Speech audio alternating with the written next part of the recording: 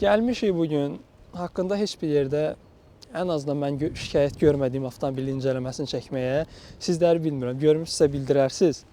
Zaten videonun davamında şikayətlərimizi bildirəcəyik, varsa əgər.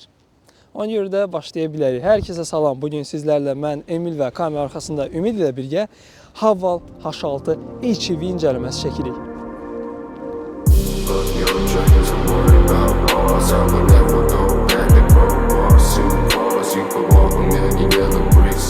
Haval H6 2011-ci ildən bəri Çin istehsalçısı olan GWM tərəfindən istehsal olunur. Ümumilikdə kompakt crossover SUV modelidir. Bizim bugün incələməmizdə olan avtomobil isə 3-cü nəsil sayılan 2023-ün restyling modelidir.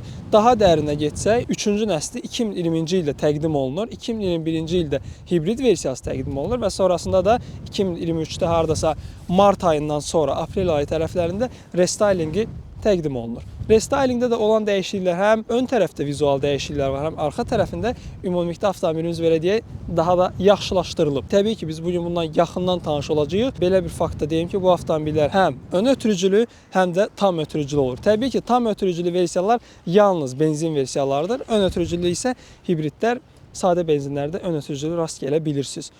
Göstəriciləri də yaxşıdır. Keçirik indi mühərrikxanasına. Avtomobilimizin mühərrikxanasına nəzər yetirsək, burada 1,5 litr həcmində olan mühərrikimizi görürsünüz. Mühərrikimizin adı GW4B15-dir. Təbii ki, bu kodu yazıb ətraflı mühərrik haqqında araşdıra bilərsiniz, amma çox bir elə zəif yanları, nüansları yoxdur. Müəyyən qədər yeni mühərrik olduğuna görə ciddi heç bir problemə yol açmayıb. Əsas olan nədir? Keyfiyyətli yanacaq və keyfiyyətli yağ. Minimum 95 oktandan istifadə eləməyiniz məsləhət olar. Yəni 92 qəbul eləsə belə elə səhvlərə yol verməyin. Ümumi olaraq sistemin ümumi cəmi 243 at gücü və 530 Nm-dir. Hibridlə birləşəndə 530 Nm verir bizə və bu tork dəyəri zarafat deyil. Həqiqətən çox gözəl tork dəyəridir. Mən bu qədər gözləmirdim. Mən düşünürdüm ki, yəqin olar bir 350 patolog 400. Bu rəqəm məni belə deyək, heyrətləndirdi.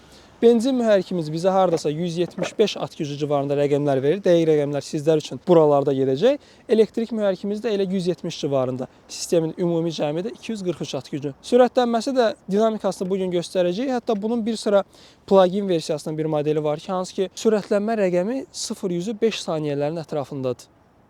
Çox yaxşıdır. Haval üçün yəni bu marka barədə çox da maraqlanmamışdım. Nə yalan deyim.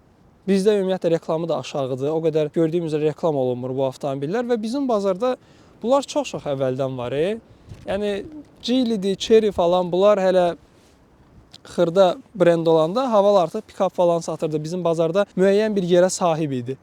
Və bugünkü gündə haqqında ən az şikayət etdiyim avtomobillərdən biri deyə bilərəm. Əsas olan sürüşdədir, interyerindədir. Hətta xaricdən də bu avtomobilə baxanda o səliqəli dizaynı görürsünüz. Necə deyərlər, digər Çinlilərdə məsələn o eybəcərlik varsa, mən Çinliyəm deyirsə, bu onu demir. Bu digər öyrəşdiyimiz dizaynlara bənzəyir. Bir dənə. Çin istehsalçısı Çinli olduğunu bildirən şey qaz amortizatorlarının olmamasıdır. Və kapotun ağırlığını da siz yaxşı dərəcədə hiss edirsiniz. Yəni hər gün gəl, 4 podxod, 10 təkrar elə, ideal. Səsini də eşitdiniz. 2011-ci ildən bəri Haval H6 modeli 8 il ərzində Çində SUV bazarında liderlik edib. Ümumi də 2024-ün statistikasına nəzər yetirəndə Haval H6 modeli dünya bazarında 4 milyondan çox satılmışdır. Hazırda keç dalsa bagaj həcmimizə doğru təpiyimizi atdıq. Səliqəli, rahat formada bagaj qapağımız açılır. Bagaj bölümümüzə gəlsək, gözəl, rahat 560 litr həcmində bagajımız var və ən birinci həmişə yoxladığım şey iç materialı gözəl yumşaqdır. Düzdür, buraları da əslində həmin iç materialla doldurmaq olar. Yenə də fair enough. Olan hissə belə səliqəli, keyfiyyətli materialdır. Yumşaqlığı adamın xoşuna gəlir, necə deyərlər. Alt bölümümüzə nəzər yetirsək, tam bir təkər təmir kiti var. O hissədə penası və nasosu yer alıb. Dartkı dəmirimiz deyə bilərik. Bunun da altında nə var soruşsaz, bunun altını qaldıra bilirik. Qaldırsa göstərəcəyik. Altında, düzdür, birinci dəfədir belə görüntü ilə qarşılaşıram, hibrid motorunu görürsünüz. Mühərrik arxada bagaj bölümündə yerləşdirilib, yaxından tanış ola bilərsiniz. Bir dənə də balaca akkumulyatorumuz var. Bagaj bölümümüzdə əlavə olaraq sağ və sol künclərində 2 saxlama yeri var. Bu digər saxlama yerinin birində ilk təcili tibbi yardım kitimiz yer alıb.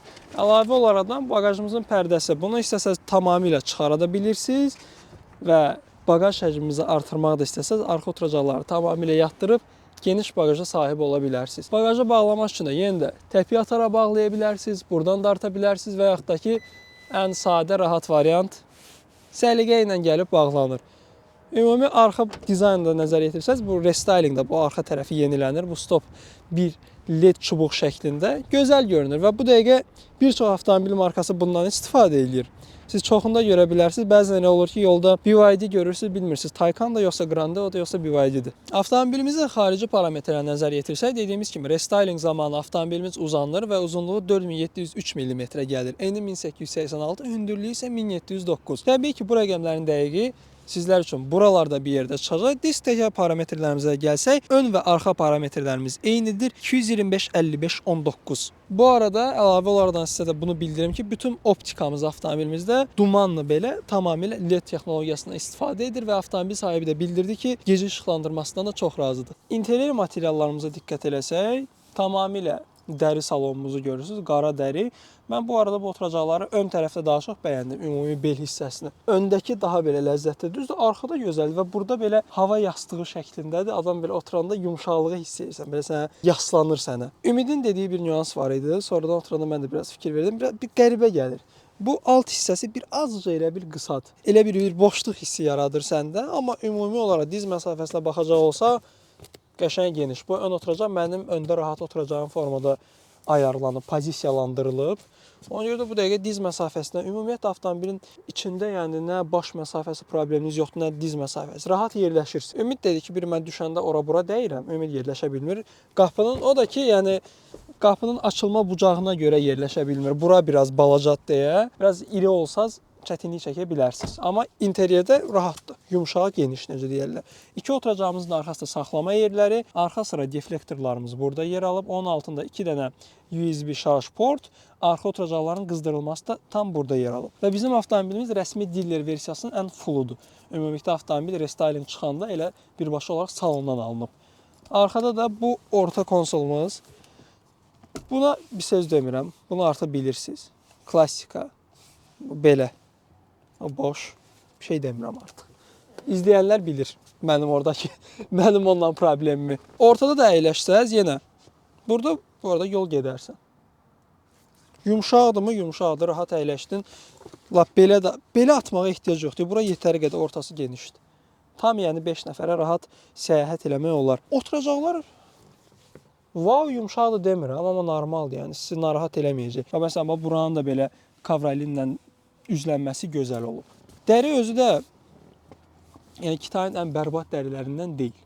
Normal dəri səviyyəsindədir. Və dam materialı mən bəyəndim bu arada. Sisinin damına oxşur bu materialı.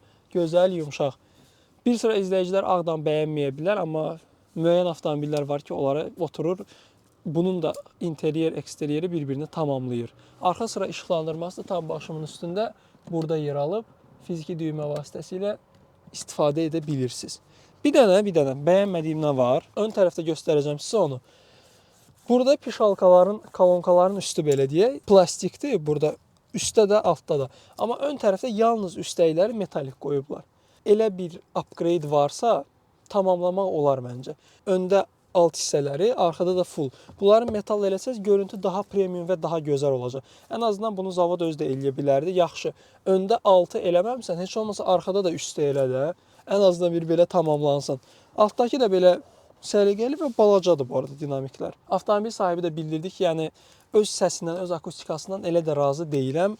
Plus baxanda vizual olaraq biz hazırda 4 dinamik görürük, 4 pişalka görürük. Əgər oturacaqların da altında ən azından birində varsa 5 dinamikimiz olur. Bunlar balaca, kiçik həcmlidir. Plastik yerinə deyirəm də, burada metal olsa daha premium hiss verəcək bizə. Və plastiki Camry-dəyi kimi də əlini basırsan, özündən getmir. Sərtliyi var. Yəni keyfiyyətli plastikdir. Qapı dəstəklərinə də baxanda ilk öncə bu hissədə gözəl black piano elementimizi görürsünüz. Hansı ki, hissiyatı çox gözəldir. Dəstəyin özü də dəridəndir və bu dəstəkdə də səhv eləmirəmsə, test eləyək. Yox. Məsələn, K5-də necə idi? Gətirirsən dəstəyi bağlamaq istəyəndə qolun həmişə bu pozisiyada qalır. Belə gətirəndə. Burada o yoxdur. Gətirdin rahat şəkildə bağlaya bilirsən. Heç bir narahatçılıq vermir sənə. Qapı paneli ümumilikdə bu arxa tərəfdə tam plastikdir üst tərəfi. Aşağı doğru burada dəri element, burada da müəyyən yumşaq elementdən istifadə olunub. Ən alt bölümümüzdə də tamamilə plastik belə saxlama yeri. Keçək ön tərəfə görək öndə necədir. İlk olaraq avtomobilimizin açarını görürsünüz. Hansı ki arxasında haval yazısı da öz əksini tapıb. Ortada olan saxlama yerimizə nəzər yetirsək, divarları sadə plastik, ən alt bölümü üzlənib. Burada qəşəng dərindir. İçində USB port olsa ideal idi bu arada. Buradan şarja qoyun. Sonra tam ümidin qarşısında bir digər saxlama yerimiz. İçi tamamilə plastikdir və yenə bu avtomobildə də avtomobil 2023-cü ilində dediyimiz kimi şöyle yoxdur. Biz buranı bağlaya bilmirik. Zamokumuz yoxdur. Bu hissədə də bir dənə balaca veşolkamız var, asılqanımız var. Hansı ki maksimum 3 kilolu bir şey asa bilərik buradan. Səliqəli özəlliyidir. Tam burada da bir dənə USB port var. Hansı ki burada registrator qoşmaq istəsəz sizlər üçün nəzərə alınıb. Ümumi ön panelimizə diqqət yetirəndə bir dənə hələ ki qıcırdayan bunu gördük. Bu oynayır və qıcırdayır. Bizə Yeşkaları xatırlatdı, Mercedes xatırlatdı. Amma qalan qapı paneli üstümüzə gəlmir. Bu hissədə məsələn buranı gözəl üzdüyüblər. Bunu arxada da eləyə bilərdilər. Ən premium şeyləri ön qapılara veriblər. Bax burada metal qoyublar dinamikin üstünə. Bu arada hissiyat da çox gözəldir. Altdakı dinamikin üstündə metal eləsəydilər tam başqa bir görüntüyə sahib olacaqdı. Və olmayan bir şey deyim sizə. Memory paket yoxdur. Yəni, bu 2023-ün fulludur. Amma burada da belə bir saxlama yeri tayf bir şey var, amma kaşlıq qabı deyə bilərik. Amma şeydir, belə açılanlardan deyil, promo belə boşdur. Nə qoysan görünür. Açılan daha belə səliqəli görünür. Sükana da baxırsan, Range Rover sükanlarını xatırladır. Defender'a oxşuyur. Düzdür, bu hissəsi çox nazikdir. Hədsiz nazikdir bu arada. Bunu avtomobil sahibi də bundan şikayətçidir. Çox nazikdir bunu. Üzlətsəz biraz daha qalınlaşdırıb tam istədiyiniz kimi eləyə bilərsiniz. Avtomobilimizin yürüyüşü də 26.851 kilometrdir. Ergonomik olaraq da gəlirsən buradan nazikdir. Burası nazik olsaydı o qədər incitməz adamı. Nazik gəlir, riski burada qalınlaşır. Hissiyat olaraq qəribədir. Bu hissədə də bu arxada da göstərdiyimiz qapı dəstəklərində də olan Black Piano elementimiz davam edir və səliqəli stəkan tucalarımız var. Hansı ki buradan səliqəli şəkildə hop açdınız. Stəkan qoymayacaqsınızsa da qəşəng geniş hissə saxlama yeridir və bir çox avtomobildə son zamanlarda rast gəlmədiyimiz şey də burada yer alıb. Hop. İdeal formda gələn aşkı qabı. Bu çox avtomobildə yoxdur. Son zamanlarda biz bunu görmürük. Alt bölümümüzə də bu alt hissəyə də nəzər yetirsə, buranı da əlavə saxlama yeri kimi nəzərdə tuta bilərik və burada da bir dənə şarj port, sol və sağ tərəfdən də əlavə bir dənə USB portlarımız var. Ümumiyyətlə avtomobilimizin modlarının içində burada məsələn ön şüşəniz donsa qış vaxtı onu qızdırmaq modu var. Belə deyək, donunun açılması modda var. Komplektasiyaya daxil olan özəlliklərimizdən bir neçəsi də sükanın və ön oturacaqların qızdırılması, ventilyasiyasıdır. Arxada da yalnız qızdırılmadır. İlk başda mən elə bildim öndə soyudulma yoxdur, amma var. Ən azından var. Tam bu hissədə simsiz şarjımızı görürsünüz. Start stopu da burada gizlədiblər belə. Üstü metalikdir, gözəl hissiyatı var toxunuşda. Düşünürəm birbaşa keçid alaq sürüşə görək hissləri necədir. Və bu oturacaqlar ön tərəfdəkiləri bəyəndim. Lakin öndə biraz daha çox oturduqca burasının sərt olduğunu gözlə görün. Bunu boşaltma olar hər halda yan dayaqlarını. Yox, yan dayaqlar sıx qalır elə. Balaca yüngül sərt olduğunu. Bir də ki, yuxarıya idarəsi var. Bu bir səndə yox, yuxarı qalxıb düşmür hə? Bu çox avtomobildə var ya, artıq son zamanlarda. K8-də var idi. Sonatalarda var, K5-də var, Camry-də var. Niyə də? Olsun da bu, mən aşağıdan niyə baxmalıyam yuxarı? Selektorumuz burada səliqəli şəkildə. Gözəldir bu. Belə xrustal. Sevdim bunu. Amma ki, bu bir səviyyəyə gəlib qalsa məncə daha yaxşı olar. Tak, tak, tak. Mən bunu belə sonsuz fırlatmağım o qədər gözəldir. Bu arada kameralar gözəldir ha. Düzdür, bir azca daha yaxşı keyfiyyətli ola bilər, amma gözdə 2-dir. Belə yüngül laqlarla, amma keyfiyyət olaraq kameraların görüntüsü gözəldir. Yandan Maraqlı. Heç nə. Keçək sürüşə görək necədir bu. Hə, bir də ki, oturan kimi ilk olaraq nəyə diqqət elədim? Qaz pedalı yuxarıdan gəlir, aşağıda deyil. Onda ayağınız pedaldan sürüşə bilər. O mənim sevmədiyim şeylərdən biridir. Hətta məsələn M5 C90-da da bu qaz pedalı yuxarıdan gəlir. Aşağıdan belə öyrəşdiyimiz tərzdə deyil. Pavrodik səsi eyni şeyi düşünürük. Ümidin də sevmədiyi bir özəlliyi də artıq, hansı ki, çox belə qulağa batan dönmə işığı səslərini sevmir. Amma avtomobilin klirensi gözəldir ha, hündürlüyü ləzzət edir mənə bu dəqiqə. Ritmik. Mən klirensini bəyəndim. Ələt necə yumşaqdır? Əyləc yumşaqdır və kör nöqtə, blind spot eləyəcək bu dəqiqə. Bu stoyka var ha, çox enlidir. Buna görə bir balaca sənin görüş bucağın kəsilir. Və güzgülər də ki, maşallah, qabarit olaraq çox qəşəngdirlər axı bu avtomobilə görə. Gəldik hardasa 20 kilometrlə 15 ilə keçdik hazırda. Sərtliyi olaraq nəyi xatırladır bilsən?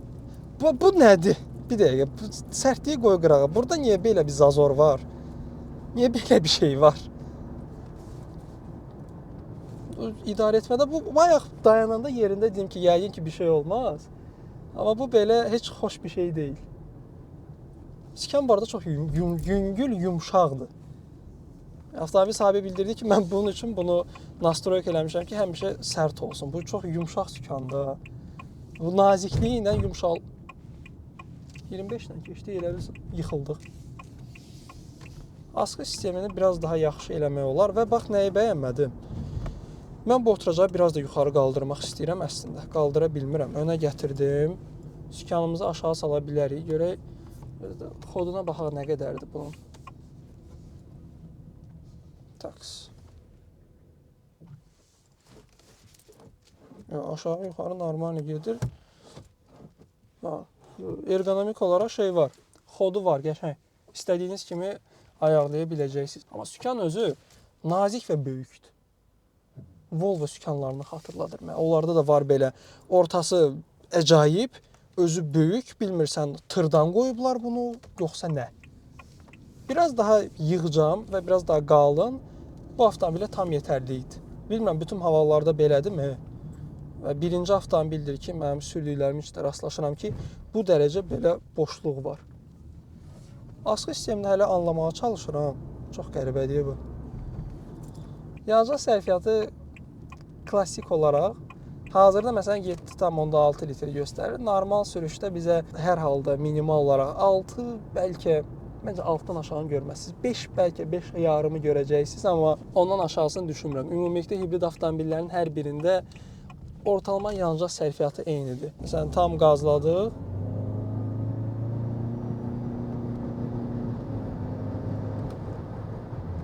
Demək olar ki, 10 kilometrə yaxınlaşdıq. Əyləcləri gözəldir. Avtomobili dayandıra bilir, necə deyirlər. Avtomobil sahibi məsələn yolda olan situasiyalardan bəhs edirdi. Yüksək sürətdə özünü ideal şəkildə yığışdıra bildi. Necə deyirlər, özünü xilas edib. O boşluq o deyil. Çox qəribədir. Adam düşünürsən ki, yəni mən bu dəqiqə sükanı tutmuşam, tam istədiyim anda döndürə biləcəm, amma həmin o boşluq sənə imkan vermir. Sürətlər qutusu keçirmələri ümumiyyətlə hiss elətdirmir. Hibriddir. Elə bilirsən ki, bu YCVT, aka planetar və ya variator da deyə bilərik, sürətlər qutusudur.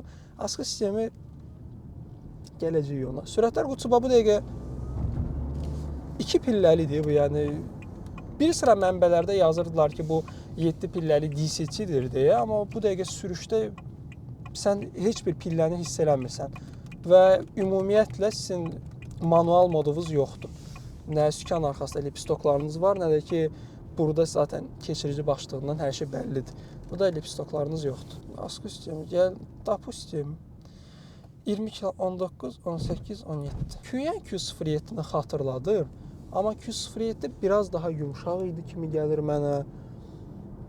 Maraqlı, sporludur. Avtomobilimizi sport moda gətirmək istəsək, gəldik buradan sport və sporta keçirəndə 3 dəfə avarini yanıb söndür. Normalda normal, sportda tak tak tak 3 dəfə yandı söndü.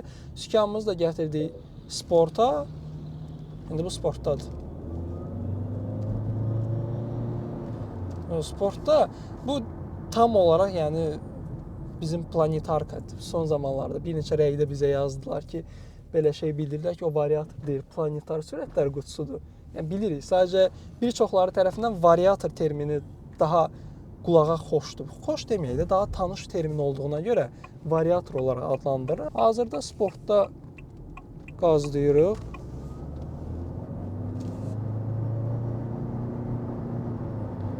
Hardasa 8 kilometrdən sonra bizim o ikinci pilləmiz gəlir deyə bilərik. İkinci pillə oradan sonra açılır və avtomobil daha da yeganə sənin keçirməni hiss elədiyin vaxt budur. 80-dan sonra ikinci pillə gəlir. İstəyirsən ki, hə, bir növ ardı gəlir bunu, sürətlənməyə davam edir. Amma 530 Nm hiss elətdirmir belə. Burada başqa sürətlər qutusu olsaydı, normal pilləli sürətlər qutusu, orada tamamilə onu hiss eləmək olardı. Atdın manual 1, tam axıra qədər fırlatdın, tak-tak hiss eləyəcəydin həmin o torku. Bu arada avtomobildə olan maraqlı bir şey, launch control özəlliyi var. Mən bunu gözləmirdim bunda. Bunda da var imiş. Gözəl, yol nişanlarını da tanıyır. Rəsmi dilli versiyanın tanınması zaten gərəklidir. Kör zona sensorlarımız da tamamilə aktiv şəkildə işləyir. Döngəyə də rahat plavını götürür. Normal mod, bir də qar modumuz var bizim. Normalda sakitlik çökür, mühərrikimiz də sakitləşir. Sükan ağırlaşması, komfort, bir də light var bizdə, ən yüngülü. Bizə çox maraqlıdır. Bu sükanda boşluq var, amma boşluq bitəndən sonraki sükan reaksiyası gözəldir, geri dönüşü. Bu wobbling, bu boşluğu anlamıram, bu Çinlilər niyə ediblər, nə ilə bağlıdır bu belə. Və əsas da ki, bu sport moda keçirəndə 3 dəfə avariya yanıb sönməsi qəribədir.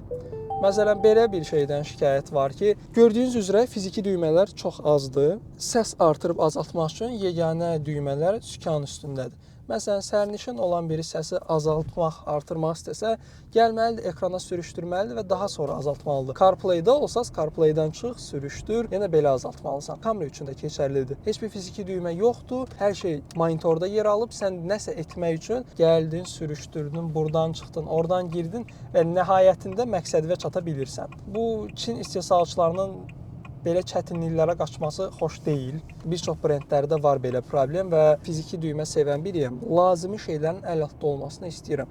Məsələn, bunlar nə qəşəng eliblər. Belə gəlir. Gözəl. Bura tam metal olsaydı, məsələn, bu hissələri, onda tam ideal olardı. Elə plastikdir, rəngləndirilib, metal olsa toxunuş və hissiyatı daha premial olacaqdı. Məsələn, bu avtomobildə yoxdur dediyimiz memory paket artıq ən son modelində 2025-26 modellərində var. Bu özəllik əslində əvvəldən olmalıdır. Temboli bu full avtomobildir. Yəni fullda bunun olmaması həqiqətən mən nəyə pul vermişəm düşüncəsi yaradır. Asqı sistemi yenidən bir test eləyəcəyik. Gəldi 20 kilometrdən keçdi. Çox sərt demərəm mən buna. Çox da yumşaq deməyəcəm. Normaldır. Olması gərəkli olduğu kimi, yəni gözləniləndir də bu avtomobildə belə olması. Amma ki, mənə ən çox belə xoşuma gələn clearance-idir. Hündürdəsən, yuxarıdan baxırsan və çöldən bu avtomobilə baxanda düşünmürsən ki, sən belə hündürdən yolu görəcəksən. Sənə həmin o əminliyi verir istəməz ki, hə, yol sənindir. Avtomobilimizdə launch control necə aktiv edirik soruşsaz, gətiririk sport mod. Sportda bildirdi ki, mən sportdayam. ESP-ni tam söndürürsünüz. Söndürəndən sonra tormuzu tam dibə qədər basırsınız, qazı diblədiniz, launch control activatedir və avtomobilin arxasında bir azca yatdığını hiss eləyə bilirsiniz. Təbii ki, biz hazırda launch eləməyəcəyik, çünki avtomobil ön çəkərdir və bu qədər gücün bir anda təkərlərə ötürülməsi asfalt səthi də yaxşı olmayanda sürüşməyə yol açacaq. O da yaxşı nəticələrə gətirib çıxarmaz, biz də onu istəmirik. Tam qayda qanun çərçivəsində hərəkət edirik. Külək səsi, avtomobil sahibi də dedi ki, məsələn, trasda olanda hardasa 120 kilometrdən sonra artıq siz külək səsinin artdığını hiss eləyə bilirsiniz. Bir qatdır. Əslində 2 qat da eləyə bilərlər məncə. Onu qoya bilərdilər. Avtomobildən bu qədər şeyi kəsib bu hava al. Ən azından düşəni 2 qat elədi. Bu qədər şeyləri ixtisara vermisən. Lakin ümumi idarə etmədə avtomobil komfortludur. Şəhər içi üçün işləri aşırtmağa falan. Yəni bunu alırsansa əsas məqsədlərdən biri budur. Ən bəyəndiyim Bəyəndiyim və bəyənmədiyim şeylərə diqqət eləsək, genişliyini bəyəndim. Yuxarıda oturmusan, bu gözəldir. Bəyənmədiyim, bu oturacağın ergonomikası, eyni ilə sərnişin oturacağında qalxıb düşməməsi, buradakı bu vizual olan elementlər və akustika sisteminin aşağı keyfiyyətdə olması xoş deyil. Bu qədər pul verirəm, bir zəhmət mənə yaxşı şeylər ver də. Sən illərdir bu bazardasan. Head-up displeyi gözəldir. Sizə yol nişanlarını və sürətinizi göstərir. Yerləşməsi yaxşıdır yəni. Bugünkü gündə head-upsız maşın görəndə adam biraz qəribə olur. Artıq yəni yeni avtomobillərin hər birində head-upı baza komplektasiyaya əlavə etmək olar deyə düşünürəm. Ümumilikdə düşünürəm ki, incələmə videomuzu bu yerdə sonlandıra bilərik. Daily Carsaz Instagram səhifəsi və YouTube kanalımıza abunə olmağı unutmayın ki, növbəti buraxılışları qaçırmayasınız. Avtomobil barədə də şəxsi fikirlərinizi rəy bölməsində bildirin. Sağ olun, salamat qalın.